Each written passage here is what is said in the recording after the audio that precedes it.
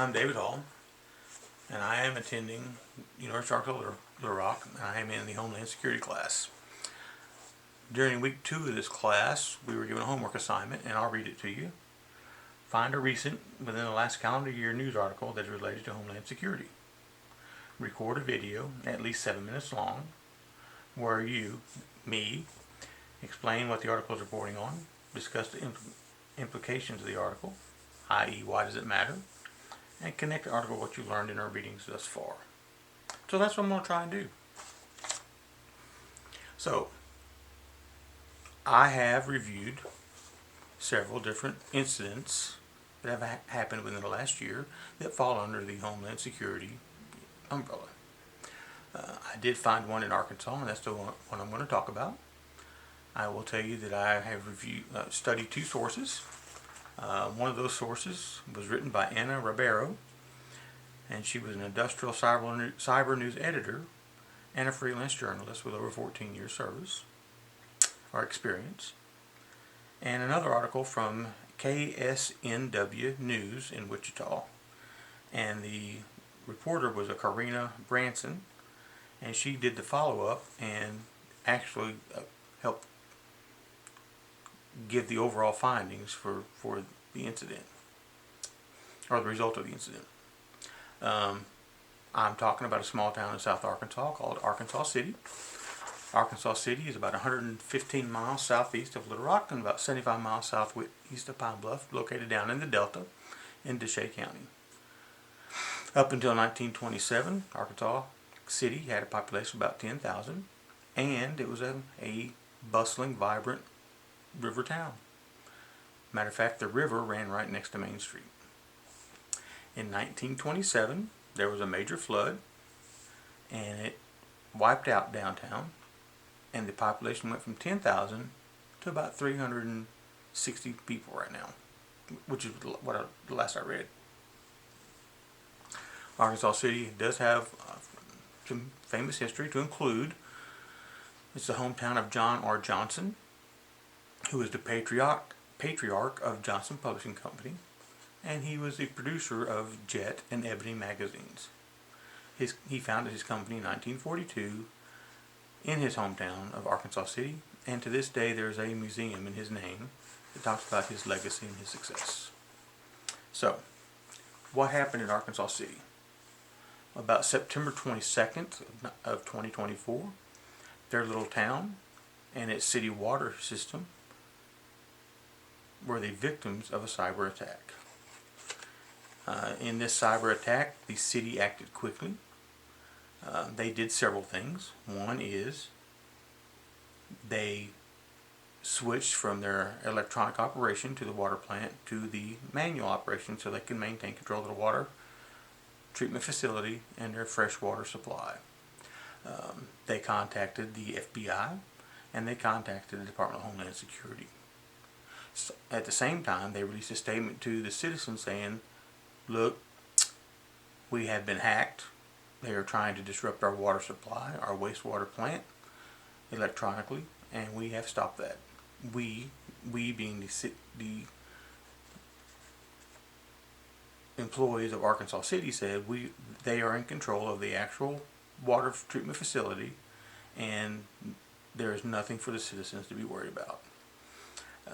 According to Randy Frazier, they kept full control and maintained the water is safe, and the city is operating as best as it can, as best as it has before the attack. If you listen to Shanna Atkinson, who is their communications director, she says, on the outside everything looks fine. On the inside is where we're running around like a lot of things are going on at the same time. She did want to let everyone know that there was no risk of their personal data being hacked, because there was none of their personal data on the information that was involved in this. I will tell you that the Arkansas City Water Treatment Plant cybersecurity incident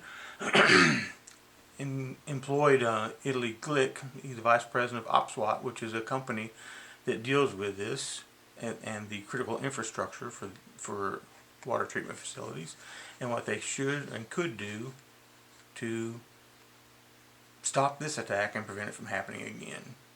And Mr. Glick was quick to say that given the unique and largely unregulated nature of cybersecurity in the world and the water industry, it's essential for utilities to be proactive and look at best practices to include securing communication channels like emails and USB devices. That's important because in this instance, and in a lot of small towns, water treatment facilities are targeted because they're easily exposed due to remote access to the internet.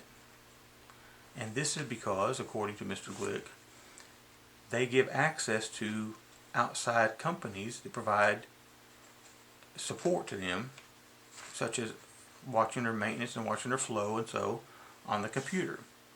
And that makes them easy targets for hackers. Another problem with small water departments like this is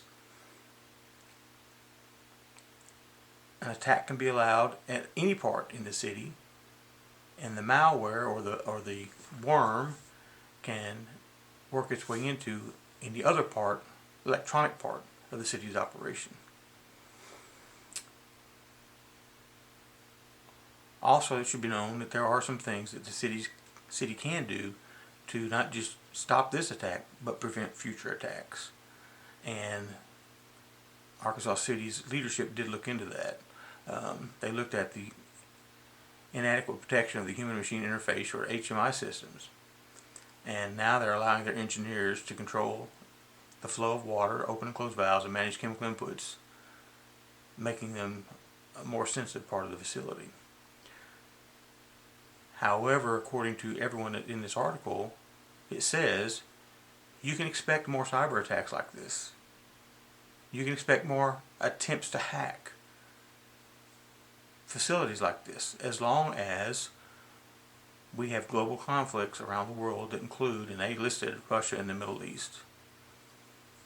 Now is the time for wastewater facilities to become proactive with their wastewater operators to ensure their facility is secure. This is not the first attempt to attack a water treatment facility. Back in April of 2024, hackers attempted to breach a wastewater treatment plant in Indiana. That was a bigger plant. They saw the strange activity, suspicious activity, and they dispatched maintenance men, and they stopped it before it got out of control. And in 2021, twice in one day, a treatment plant in Tampa, Florida, they attempted to hack it, and because it was larger, they were able to stop that attack. And it doesn't seem like much, but remember, this town has a couple hundred people living in it. And so you're thinking, how bad could this be for the cyber attack? They didn't gain control of the water. They didn't stop the water treatment facility from doing its job. So what can hurt the city? Well, the follow-up article I read, which was the KSNW article, it was printed December 18th, 2024, and it said the city made some necessary judgments, and they were incredibly proud of their immediate response and the support of the state and federal partners. Thanks to their dedication and professionalism, they successfully maintained water services and protected critical data. And moving forward, they're committed to building a stronger, more secure system and safeguards for the city's critical infrastructure. But at what cost was that? The infrastructure repairs and upgrades cost $105,201 for server replacements, software, licenses, and technical assistance. And in addition to that, there were the legal and the investigative costs, $58,550. So that's over $160,000 a small town is going to have to pay because someone hacked their water treatment facility. How does that tie into what we've been reading? How could it not tie into what we've been reading? I mean, the first 4 chapters of our book had to do with Homeland Security. What does it take to secure our infrastructure and Homeland Security. What falls under the umbrella of a Homeland Security incident. So that's how that fits in here. But it's just hard to believe that small towns can be attacked. And even though they don't get what they shoot for, or they try and get, that small town is still out of its revenue. The good note to this is, according to the last statement on the article, insurance covered everything but a little over $10,000. So the city was attacked, the water treatment facility was hacked, the city reacted the way it should react, they made the adjustments and the upgrades they needed to make, and the city, because their insurance, only had to come out of their pocket about $10,000, which to me is still a lot of money.